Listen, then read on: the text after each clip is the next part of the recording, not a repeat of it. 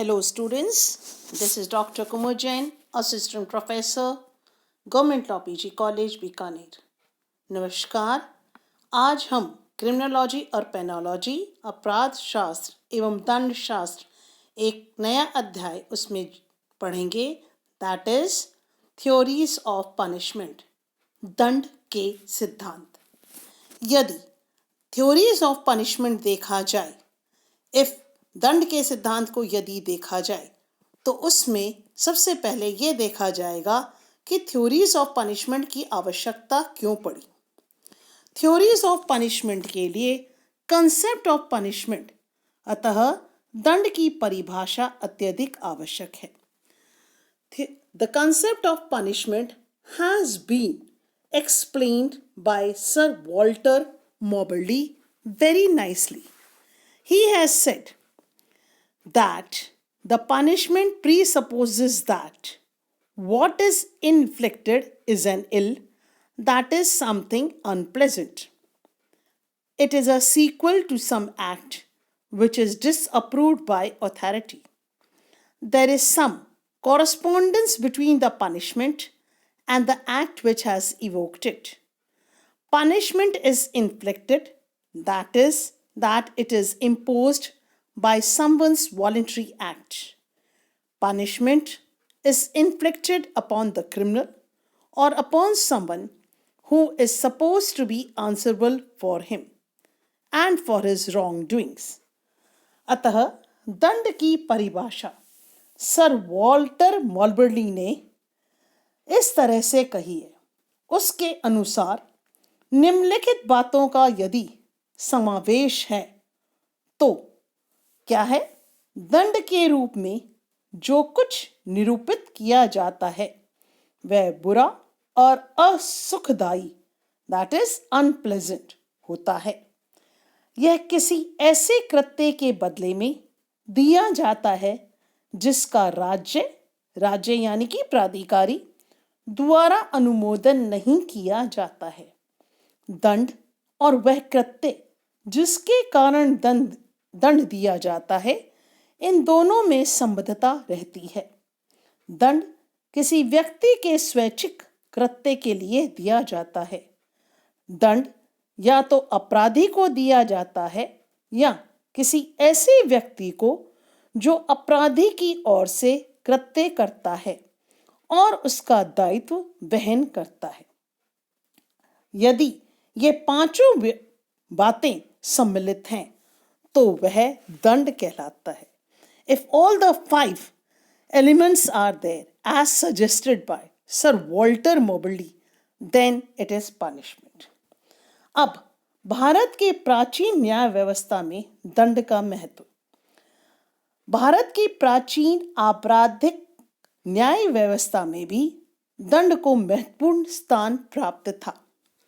मनुस्मृति के अनुसार प्रजा द्वारा राजधर्म का पालन किया जाए, इस दृष्टि से दंड विधान का होना नितांत आवश्यक माना गया था। दंड के भय से समाज के व्यक्ति अपने धर्म और कर्म से विचलित होने से विरत रहते हैं।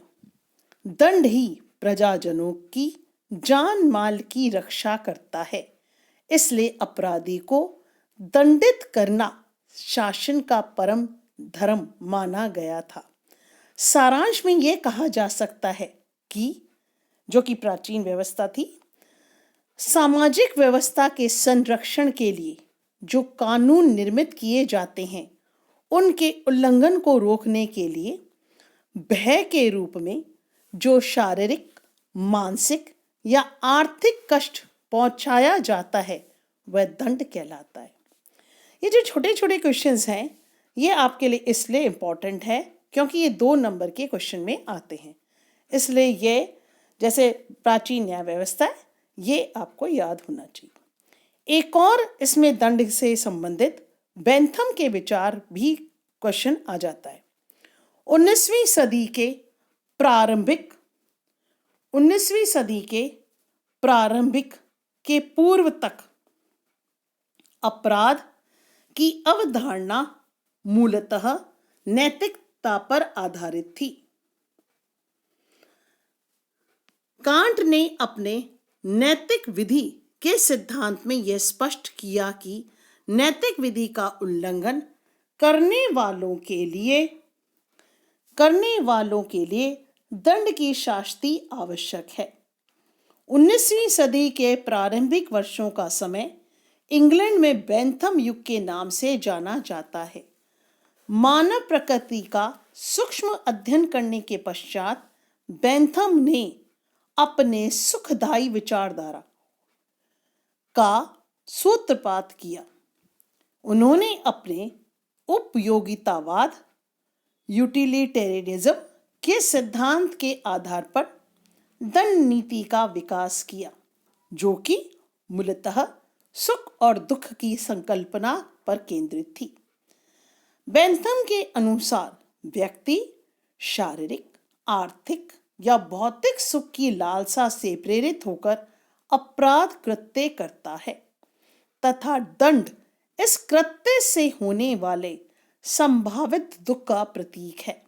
अतः यदि दंड के कारण अपराधी को होने वाले कष्ट या क्लेश का कृत्य से होने वाले सुख से अधिक पीड़ादायक है, तभी वह दंड प्रभावकारी होगा। परंतु यदि दंड के कारण होने वाले दुख या पीड़ा अपराध के परिणाम स्वरूप होने वाले सुख की अपेक्षा कम कष्टदायक हो, तो उस स्थिति में दंड निष्प्रभावी होगा और अपराधी अपराध कृत्य करने से नहीं डरेंगे। तो ये डेफिनेशन किसके द्वारा दी गई?